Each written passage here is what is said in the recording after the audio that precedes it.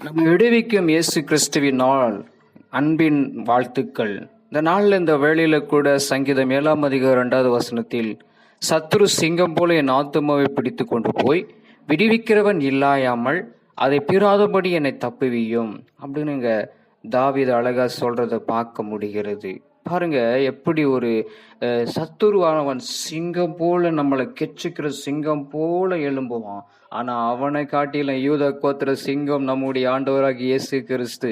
அதனால என்னை தப்புவிக்கிறதுக்கு ஒருவரும் இல்லை அப்படின்னு சொல்லி, அது மாத்திரம் என்னை பிராதபடிக்கு என்னை தப்பிவியும். அவன் கையிலிருந்து என்ன பண்ணுங்க, என்னை தப்பிவிங்க. அவன் என்னை பிராதபடிக்கு, என்னை பயன்படுத்தாதபடிக்கு, அதிலிருந்து என்னை விடுவிக்காம என்னை யாரையும் விடுவிக்க முடியாதுங்க. சொல்றதை பார்க்க முடியாது. விடுவிக்காமல் இல்லாமல் அதை பிராதபடி என்னை தப்பிவிய சொல்லிங்க தாவீது சொல்றாரு. அப்போ அந்த சத்துரு சிங்கம் போல எழும்புகிறார். அதனால அதுல விடுவிக்கிறதுக்கு நமக்கு யாருமே இல்லைன்ற தவிக்கிற நேரத்துல ஆண்டவராகிய இயேசு கிறிஸ்து நம்ம நிச்சயமா அவர் விடுவிக்கிறது மாத்திரம் இல்லை, அவனுடைய கையிலிருந்து தப்புவிக்க அவர் வல்லவராக இருக்கிறார்.